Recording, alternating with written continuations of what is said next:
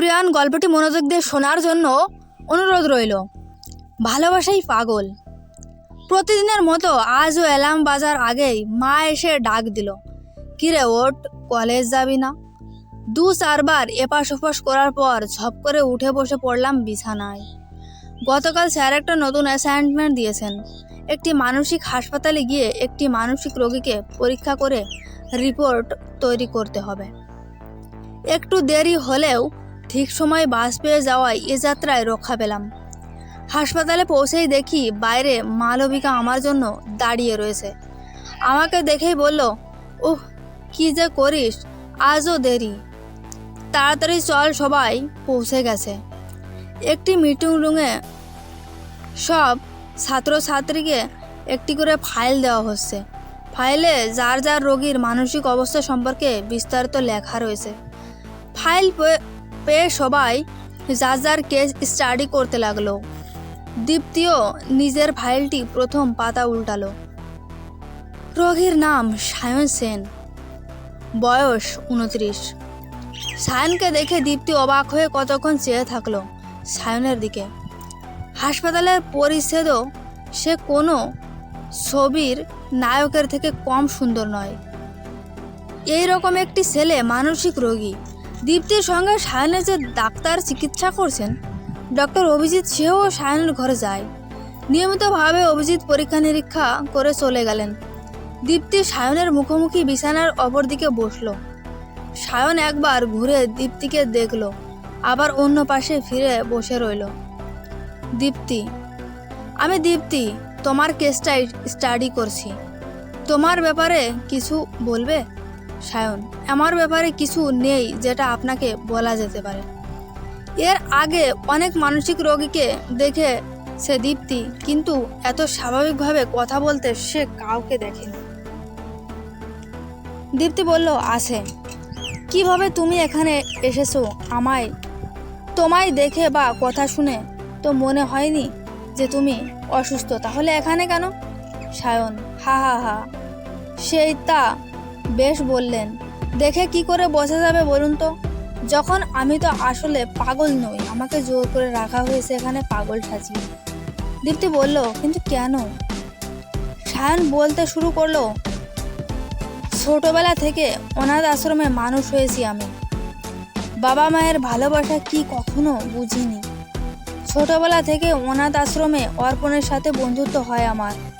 অর্পণ আমার মতোই ছিল সাহসী, স্পষ্টবাদী, পরোপকারী। কিন্তু একদিন সব খুশির অবসান ঘটল যখন অর্পণকে একটা বড় বাড়িতে সন্তানরূপে দত্তক নেওয়া হলো। অর্পণের বাবা মা ভালো ছিল, তাই মাঝে মাঝেই আমার সাথে দেখা করে দিত অর্পণকে। যখন আমার 13 বছর বয়স, তখন একটি পরিবারে আমাকেও দত্তক নিয়ে যাওয়া হলো। আমাকে তারা পড়াশোনা করায়। আমাকে যারা দত্তক নেয় তাদের অনেক বছর পর নিজস্ব সন্তান হয়। আমাকে ছোটবেলা থেকে মা ভালোবেসেছে ঠিকই, তবে বাবা কখনোই আমাকে মেনে নিতে পারেনি। মায়ের জোর করায় আমাকে দত্তক নেয়। তাই আস্তে আস্তে যত বড় হতে থাকে ততই আমার প্রতি বাবার ঘৃণাটাও বৃদ্ধি পায়। এতটাই যে বাবা আমাকে মেরে ফেলার জন্য লোক লাগায়। একদিন বাবার ঘরে ঢুকতে গিয়ে শুনতে পায় বাবা ফোনে আমাকে মেরে ফেলার চক্রান্ত করছে। কলেজ থেকে ফেরার পথে চলন্ত ট্রেন থেকে ধাক্কা দিয়ে ফেলে দেবে এমনটাই শখ কষেছিল। তবে অর্পণের সাহায্যে আমি অন্য প্ল্যান বানাই। অর্পণ বাড়িতে মিথ্যে খবর পাঠায় যে বাড়ি ফেরার পথে রাস্তা পার হতে গিয়ে আমার বাসের সাথে ধাক্কা লাগে।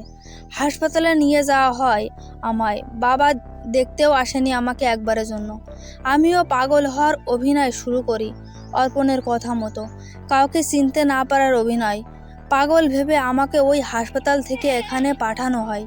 এখানে ভর্তি করার পর বাবা আমার থেকে মুক্তি পেয়েছে। অর্পণ বলল, মা ও ভাইকে নিয়ে সুখে আছে, যতই হোক নিজের পেটের সন্তান। দীপ্তি বলল, কাউকে কিছু বলোনি কেন? সায়ন বলল, কি লাভ বলুন তো? কেই বা আছে আমার, কার জন্যই বা লড়াই করব? কেউই তো নেই আমার। ছোটবেলায় বাবা মাকে ছাড়া বড় হয়েছি। অর্পণ একমাত্র বন্ধু আমার, তবে তার সাথে আমার এখানেই দেখা হয়ে যায়। এই তো আপনি আসার আগেই ও দেখা করে গেল আমার সাথে। দীপ্তি বলল, আমি আসছি, কাল আবার আসব। সায়ন বলল, বাইরে বেরিয়ে দীপ্তি সোজা বাথরুমে চলে গেল। বাবা মায়ের একমাত্র সন্তান দীপ্তি সব রকম আদর ভালোবাসা পেয়েছে সে তার বাবা মায়ের কাছ থেকে, তবে দুঃখকে এত কাছ থেকে কখনো দেখেনি। কারোর জীবনে যে এত দুঃখ থাকতে পারে সে ধারণাও তার নেই। সায়নের জীবনে শুনে কেমন এক অদ্ভুত কষ্টে বুক ভরে উঠেছে। দীপ্তি ঠিক করে যেভাবে হোক সায়নকে এই হাসপাতালের চার দেওয়াল থেকে মুক্তি দেবেই সে। যেই জীবনটা সে পায়নি সেই জীবনটা তার প্রাপ্য, এমন একটা জীবন ও দেবে সে। হাসপাতাল থেকে বেরিয়ে পড়ে সে বাড়ির পথে। হাসপাতালের একটি ঘরে শুয়ে শুয়ে সায়ন দীপ্তির কথা ভাবছে। আজ পর্যন্ত অর্পণ ছাড়া আর কাউকে সে তার মনের কথা বলেনি। তবে হঠাৎ দীপ্তিকে দেখে কেমন এক আলাদা অনুভূতি হলো তার। এমন মায়ার চোখে আজ অবধি কেউ তাকে দেখেনি। তার জন্য কেউ দু ফোঁটা চোখের জল ফেলেনি। দীপ্তি কেন তার দুঃখের কথা শুনে শুধু শুধু চোখের জল ফেলল। পরের দিন দীপ্তি সাত সকালে সায়নের কাছে গিয়ে জানিয়ে দিল যে সে হাসপাতাল কর্তৃপক্ষের কাছে সায়নকে ছেড়ে দেওয়ার দাবি জানিয়েছে।